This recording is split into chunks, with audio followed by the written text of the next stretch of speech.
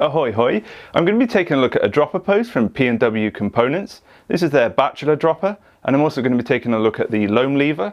So PNW sent me this dropper to have a look at. I've had it for quite a while, so I wanted to do a long-term test on it to see what it was actually like in terms of reliability. But I've also recently got the 200mm version of this dropper, so I'm going to be testing that as well. But what I'm going to do in this video is I'll show you what the actual dropper is like when you get it, all the various details involved with actually installing the dropper, and then my thoughts on it long term. So anyway, let's get started. Let's take a look at the post in more detail. So I'll just move the Loam lever and the cable out of the way. So it comes in this nice box with a zigzag pattern on that reminds me of Twin Peaks, hence the thumbnail. And then on the back you can see the various different droppers that they actually do. And they do these in a variety of different sizes and price points. And it shows the Bachelor up to 170, but they actually do a 200, which is what this one is.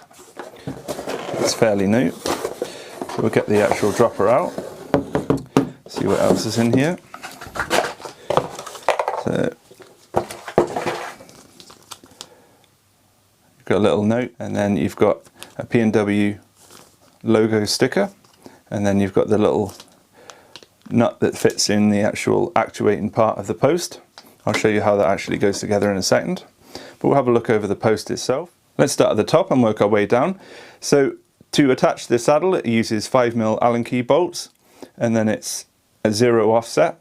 And then we'll just move further down. It's got the PNW logo with the pattern on, and the collar's fairly low profile. It's not the lowest one, but it's pretty low profile. It has the Bachelor logo and then some markings on with the minimum insertion. They do have a guide on their website which shows you what the actual overall length of the post is, if you need to work it out if it will fit into your frame or not. So this is the 200mm version, and then we'll just move down to the bottom where you have the actual actuator, and this is where the little black piece I showed you before fits in. So here's what the seat clamp looks like when it's been undone. So you've got the lower piece and the upper piece, and then it uses the bolts which just sit, and get that to focus, so they just sit in there and then you adjust them. These come with thread lock pre-applied, and then I'll just show you where you add pressure to the post if you want to increase the speed. So you can see it's just a little rubber top that sits over the Schrader valve, and then under here you have a little nut. This is the only issue I've had with the dropper.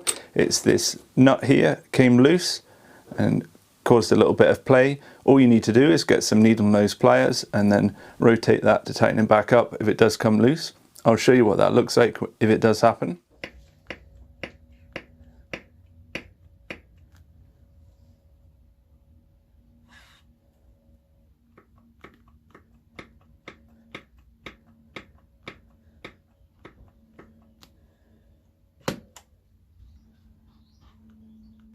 So let's take a look at the lever. So PNW does a variety of different levers, but I'd highly recommend getting the Loam lever. It's one of the best ones I've ever used. So they do it in a variety of different colours, and they also do it in a variety of different bar mounts. So as you can see, I've got it for the SRAM Matchmaker. And then this is the gear cable, so it's an inner and outer gear cable, and then it's got some ferrules. So I'll just get this out. So this is a Jaguar gear cable. It actually is branded with PNW components on it. Nice little touch. And then you've got some ferrules. So we'll just get inside the box. So you've got the lever itself, and then you've got the, in this case, the SRAM Matchmaker, but obviously this will vary depending on which clamp you've gone for. And then this is the Matchmaker bolt. And then it also comes with an inner gear. Let's take a look at the lever in more detail. So we'll start on the right and move over to the left. So on the right you've got the barrel adjuster for adjusting cable tension. You can run this lever with other droppers as well, you don't have to use it with a PNW one. And they have a little grub screw here, which uses a 2mm Allen key, and that adjusts the throw of the lever. So if you want it to be further in or further out, it's a nice little feature. It rotates on a bearing, which makes it nice and smooth. And then here is the bolt which secures the gear cable down. And then onto the actual thumb pad. So as you can see, it's got the PNW logo in. This is the part that changes in color when you pick it. So this is a sort of rubberized silicone. So it gives it a really nice feel to it when you're actually using the dropper. And then the main body of the lever is a sort of silver gunmetal color. And then here is the mounts for attaching it to the bar. Obviously you would use the mount that came with it. Just mount it on. So here we are on the bike. I've just fed the outer through the frame. So I should just get that to pop up. And then I've put the ferrule on the end of it. So what you need to do is get the little black nut that comes in the packet, and it has a cutout on one side which is where the end of the cable fits. So you just feed that through and then pull it all the way to the end. It sits over the cable end, and that's what actuates the actual post. And then you just need to feed your gear cable in.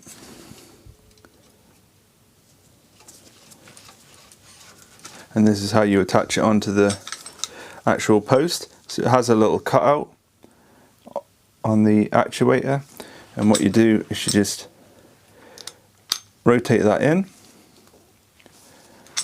then pull it down, and then the ferrule sits in the bottom there, and as you can see it'll actuate the actual post. So I'm just going to feed that back through. I'm just going to put some fibre paste on my post so it doesn't slip in the frame.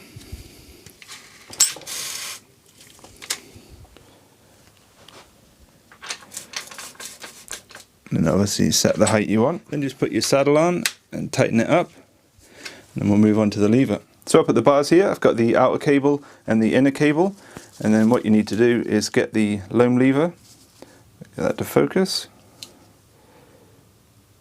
and then you just feed the inner cable through the lever itself, and then it has a little cutout over the bearing, and you just need to feed it underneath the bolt and washer, which secure it in place.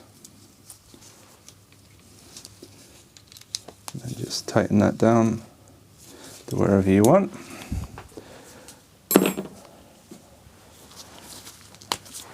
And get yourself a pair of cutters. Cut that, and then we're just going to put a cable end on that so it will sit nicely behind the lever. Keep it nice and flush. Here's what the lever looks like when it's installed. As you can see, nice smooth motion on it.